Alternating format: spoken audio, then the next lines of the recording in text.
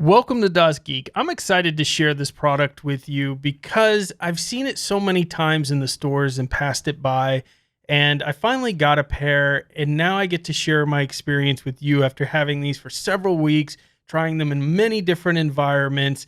And while they're not the cutting edge product that just came out yesterday, they're probably something that you've seen in the stores as well, looked at the price tag and was like, $250, I don't know. And that's these sunglasses made by BOSE. Now, I'm excited about a world in which we get glasses that have augmented reality and things in them, but also respect your privacy and security, but those don't exist yet. So the next best thing is, how about some sunglasses with some speakers built into them, specifically BOSE speakers, so that you can listen to your music, audiobooks, and other things while on the go. And finally, I get to wear a product I'm going to review the entire time I'm doing the review. And that by itself is pretty exciting. Yes, we have the BOSE Frames Temple Style. So they have a couple different styles here, glasses. And we're going to take a look at whether these are really a glimpse into the future or if there's a little more work to be done here with these glasses. Let's take a look.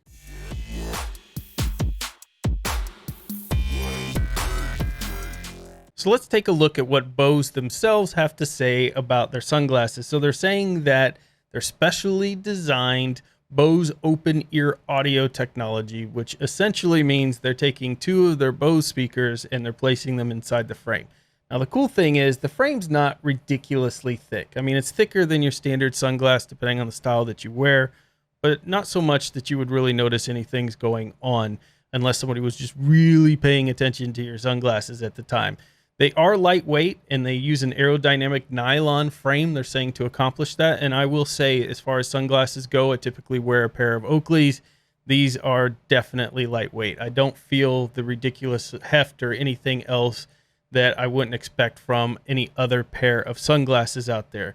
You have soft silicone nose pads, and they do provide multiple pairs of nose pads so you can get the right fit for you, because these are global kind of fit that come in the box. So your nose pads are really how you're going to make it fit your face better as you get these. You got polycarbonate mirrored black polarized lenses with 12% VLT, 99% UVA/B, and advanced dual microphone array for calls. So you can definitely take calls on these.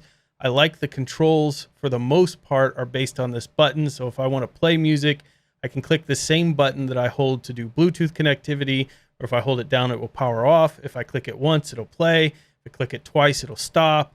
You have all kinds of different touch controls and things, but you also have your volume up and down that's built into the frame right here. Now, I hate touch controls because all of them work terribly, and including on these BOSE, the volume up and volume down ends up frustrating me more than it works, so I just end up doing the up and down volume on something like my phone instead. The volume down seems to work really well, but getting it to go back up does not. And that just seems to be the way with any of these type of touch controls they build in to various headphone devices that I've had. These are extremely comfortable sunglasses all the way around, so I'm completely on board with their comfort and security. I think I could work out with these very easily and not have them fall off my face. They very much feel like a well-fitted pair of Oakleys. These also have some water resistance to them. Now, obviously, you're not going to want to submerge them, but your sweat and other things shouldn't have too much impact with them because they're IPX4 water resistant glasses. So they should be able to survive some of the elements out there, and you're not going to ruin them by sweating in them. And ultimately, a lot of these sunglasses and the worth of them is if you're doing a specific sport in which you can wear sunglasses and you also want to listen to music or an audiobook or something along those lines. Right now, you can see that being indoors, where I could have a pair of in-ear headphones or over-the-ear headphones and listen to some music, I would look quite silly walking around keeping sunglasses on the entire time. Plus, because of the type of material that the lenses are made out of, it creates those hues when you're looking at other screens, like on your phone and things, where you kind of get that multicolor hue mirage that goes on, so it kind of distorts them. So not the best sunglasses if you need to look at electronics for a long time, although they do have prescription options and things that you can add and different styles of lenses that you can put in. Speaking of the different style of lenses, you've got some Road Orange with 20% VLT, you've got Trail Blues, Twilight Yellows, and of course some prescription options available for these as well. So in the box you get a USB-C cable. Now some of the original ones came with a magnetic charger. These ones come with a USB-C now that they're coming out with. So you kind of know which version you got. A lot of the videos out there talk about the magnetic charger that Bose had with the glasses. This comes with the nice USB-C, which I appreciate. While I love magnetic chargers, I love just having a charger if I need to charge something and I'm not around my normal equipment. I can use a standardized type of cable. So USB-C makes a ton of sense for that. And of course you have many different styles like soprano and tenor if you don't like the sports style that you can use. They do have a music app that comes with it, although it does nearly nothing. Like you can see here, you've got a volume control and you have a source for your Bluetooth. I don't really know what the purpose of this app is other than to have an app, because I can control the volume through the side buttons on my phone. And obviously I can connect to Bluetooth through the sources, but connecting to Bluetooth was very simple. To the iPhone, I also connected it to laptops. There were no issues there. It connected very easily, simply, and had no problems. Okay, so now let's get into some of the deeper specs. You can see some of the sizes and weights there. We've talked about what it's made of, which is really cool. Battery life up to 8 hours, and I would say that holds true. Charging time is about an hour. You have very good microphones in these. These are great for taking calls and things. Now, if somebody is close enough to you while the music is playing and you have it at the top volume, they're going to be able to hear your conversation. They're going to be able to hear the music, but barely. Like they're going to have to really be listening to it. And that's what's unique about the way these speakers work and the way that they're firing is I've been around people who didn't know that I had these type of sunglasses on, and I was listening to an audiobook and they would come up and just start talking to me like normal. They couldn't hear it. Like I said, it would be something you'd have to be paying attention to. So I really appreciate the fact that it's just not blasting speakers out the side of the sunglasses and everybody can hear my conversation or hear what's going on. With that said, if you were in a very quiet environment or quiet room, people would be able to hear the music or hear your call if they were purposely listening to it, depending, again, on the volumes and things that you have it.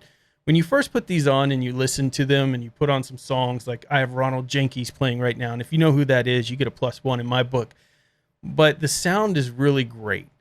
The sound is really crisp and clear and very Bose-like, right up until anything with bass hits. Once bass hits, these things don't have any.